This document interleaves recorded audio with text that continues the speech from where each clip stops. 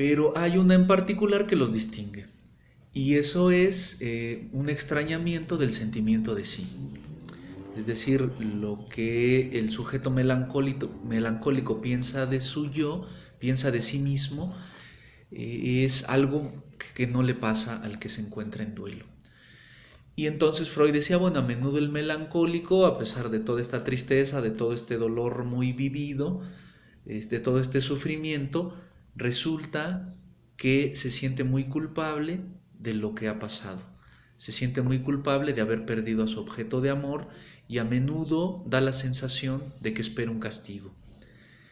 Y frecuentemente exhibe en su lenguaje a cualquier persona que se encuentre por ahí todas estas razones que intentan convencer al otro de que él es el culpable y de que él merece haber tenido esa pérdida y estar así de triste. Y entonces Freud, al escuchar esta particularidad de los sujetos melancólicos, decía, esto es muy sospechoso, ¿no? Ya ven que él era el maestro de la sospecha.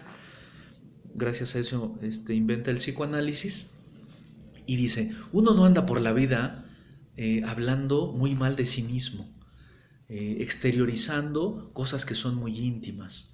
Y decía Freud, me parece muy sospechosa esa señora que se conmisera de su esposo diciéndole, ay, mi amor, no sé por qué estás conmigo si yo soy fea, no tengo cualidades, no fui a la escuela, me compadezco mucho de ti por estar enamorado de alguien que no se lo merece como yo. Y entonces Freud decía, qué manera de, pobre señora, qué manera de reprocharse a sí misma algo que a lo mejor no pasa ni siquiera por la cabeza de su esposo.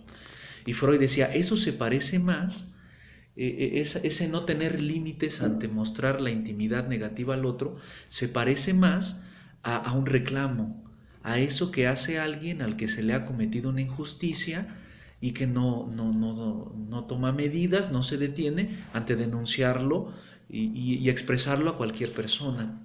Y entonces Freud dice, ¿no será que de quien verdaderamente está decepcionada esa señora no es de sí misma, sino de su esposo?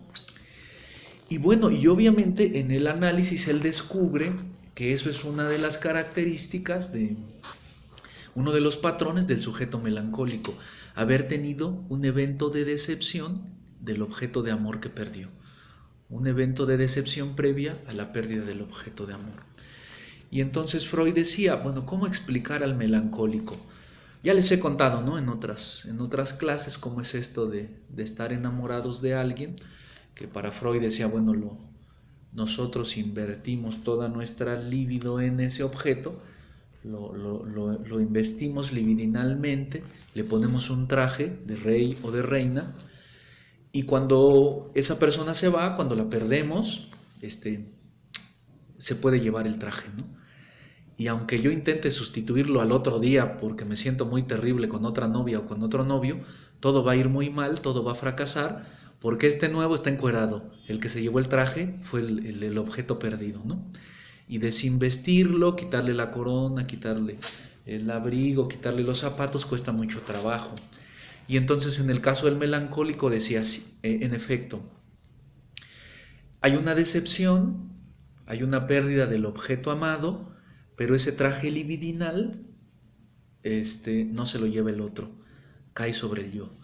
Esta frase muy célebre de ese artículo, muy citada, que dice, la sombra del objeto cae sobre el yo.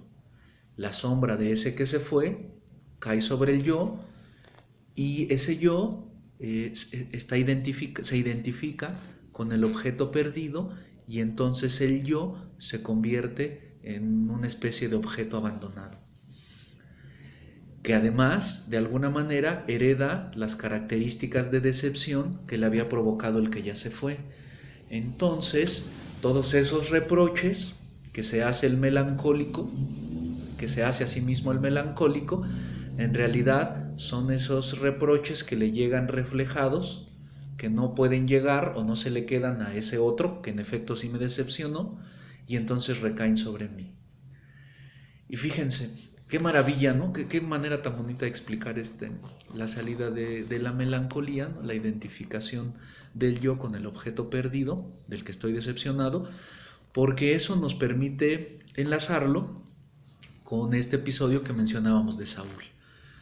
En efecto, hay una decepción que siente Saúl respecto a la fidelidad de su esposa, que hasta ese momento la tenía pues como una buena mujer, como una buena esposa, y entonces esa decepción que no quiere aceptar, de alguna manera es reflejada sobre él por algo que se parece un poco a esto de la diferencia entre el duelo y la melancolía, y entonces Saúl comienza a tener una imagen muy denigrante de sí mismo, cuando en realidad probablemente muchos de esos reproches tendría que hacérselos a ella por esa conversación secreta que tuvo con Paul, con ese extranjero ruso, que se vuelve pues una columna vertebral de todo su delirio, ¿no? Y algo parecido sucede en este último texto del que vamos a platicar hoy, que es La muerte de un viajante, de Arthur Miller. Que, los personajes principales de esta obra teatral son Biff, el hijo, y Willy, el padre, que son como los dos personajes que llevan el hilo conductor de la obra, ¿no? ¿Y de qué trata? Bueno, La muerte de un viajante, pues es la historia de un vendedor que en el ocaso de su vida productiva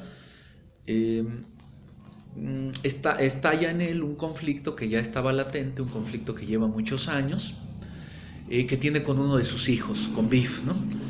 ¿Y por qué tiene ese conflicto? Bueno, pues él, al ser un vendedor, pues es un personaje muy identificado con todos estos ideales de éxito, con todos estos ideales de tener el reconocimiento de los otros en el trabajo, de ser una persona importante, que conoce a las personas importantes del momento o del mundo de los negocios. Y al ser así, Willy espera lo mismo de su hijo. Que su hijo, bueno, desde los 17 años, repito, se llama Biff, tenía algo, una chispa que a los ojos de los demás, y en particular a los de su padre, pues les hacía pensar que sería una persona muy exitosa, muy talentosa y fulgurante como el padre cree serlo, ¿no? Porque él cree que es un gran vendedor. Pero resulta que en el momento de esta obra de teatro, cuando comienza, Biff ya tiene 34 años y es un personaje que acerca de sí mismo no sabe mucho, no sabe cómo es que su vida ha derivado en esto que para él es pues una vida sin seguridad, una vida con trabajos que él lleva a cabo pero no de manera fija, de tener 34 años y no haberse casado, no tener una familia, no tener una casa. Entonces Biff se siente pues de alguna manera mediocre y sobre todo más comparado con los ideales y con las expectativas que tiene su padre. Y entonces, el conflicto estalla porque Willy, al estar ya a punto de jubilarse, quiere que en efecto se consolide aquello que él desde los 17 años vio en su hijo, y le pregunta en una visita que hace a casa, pues que qué piensa hacer con su vida, ¿no? Y Biff, como nada más ahí como para salir del embrollo, le dice, sí tengo una idea, papá. Después de andar vagando ahí por el mundo, me gustaría vender ropa, pero necesito $20,000. El papá no los tiene, obviamente, porque ya le va muy mal, ya no es el vendedor que él creía, porque en realidad nunca fue buen vendedor, pero él siempre transmitió esa imagen a sus hijos y a su familia. Y entonces le dice, bueno, yo no tengo el dinero, hijo, pero ¿te acuerdas de este ricachón que a los 17 años, un día, después de conocerte, dijo que tú ibas a ser grande, que tú podías conseguir mucho, y te dio una palmadita en los hombros? Y dice Willy, esa palmadita es muy importante, significa que eres una persona notable para él, desde los 17 años. ¿Por qué no vas y lo buscas? Le propones tu negocio y muy seguramente te puede dar incluso hasta más que esos 20,000. Obviamente Biff, que era una idea improvisada hasta que le platica a su padre, pues se siente muy contrariado porque dice, ¡ta madre! ¿En qué pinche embrollo me acabo de meter? Y bueno, al día siguiente Biff en efecto va a solicitar una entrevista a la oficina de este personaje, de este empresario, y sucede algo muy terrible, que él está ahí esperando durante 4 horas y la secretaria no se toma ni la menor molestia por él, ¿no? Y después de perder toda la mañana sale este personaje, ya no me acuerdo el nombre, y ve así como muy oblicuamente, muy de lado a Biff, y se sigue de frente. Y entonces Biff se siente muy terrible porque dice, y la chispa que tenía, y eso que dice mi padre que él había visto en mí y que era razón suficiente para pensar que yo era especial para él, ¿dónde quedó? Entonces él se va y le dice a su secretaria, oiga, ¿él es el que estoy esperando? Sí, es que necesito una entrevista con él. Y entonces le dice, salió, a lo mejor regresa, espéralo. Y entonces él, ya un poco furioso, dice, lo voy a esperar en su oficina. Y entonces, bueno, pues la secretaria dice, bueno, pues pobre hombre, lleva ya 5 horas esperando, se mete a su oficina y en efecto, en espera del regreso del empresario, ve una pluma, me parece, muy costosa. Y entonces él escucha que la secretaria le dice al empresario hay alguien que quiere verlo. Y fíjense, Biff hace algo, no sé, yo todavía no me creo muy capacitado para estar seguro de que Biff tiene un episodio que es una especie de acting out o como un acto fallido, no un acto fallido, un acting out, un término que utilizan mucho los psicoanalistas, bueno, para expresar que es la manifestación de un deseo inconsciente que no muy fácilmente llega a la memoria, que no muy fácilmente se puede decir, y entonces Biff lo que hace es agarrar esa pluma costosa y se la mete. Y él piensa que no sabe por qué lo hizo, pero ya se la robó, ¿no? Y entonces llega este cuate y le dice, no lo reconoces, ¿qué deseas tú? No, nada, buena tarde, ¿no? Y se va. Y entonces es muy interesante ese episodio porque uno dice, ¿por qué se robó la pluma? No vale $20,000, no vale los $20,000 que él se merece. Pero lo que hace ahí Biff, en efecto, me parece a mí, es que de alguna manera trata de super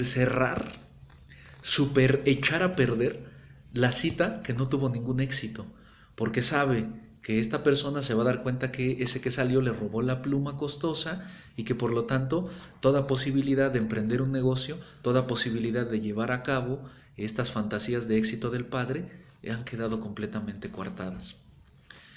Entonces Biff regresa y ocurre esta escena de decepción con la que vamos a emparentarlo con Saúl y con esto que nos contaba Freud del sujeto que deviene en melancólico, porque va a la casa con su papá.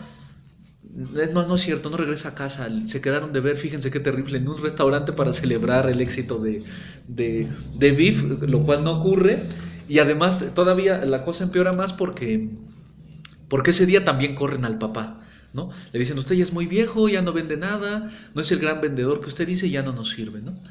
Entonces en esa reunión que tiene los dos hermanos con el padre es donde estalla todo el conflicto, ¿no? Y el padre le reprocha mucho, bueno, le dice, ¿no? Así de, ¿qué pasó con ese talento? ¿Por qué no brilla ese talento que nosotros vimos a los 17 años?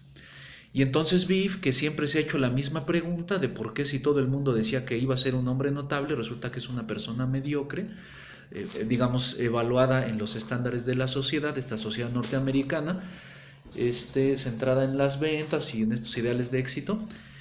Y entonces Biff ahí le dice al padre que le va a decir por qué, ¿no? Que él cree que acaba de descubrir en ese momento del conflicto por qué es un fracasado. Y entonces le dice, ¿te acuerdas que cuando yo tenía 17 años reprobé una materia en la escuela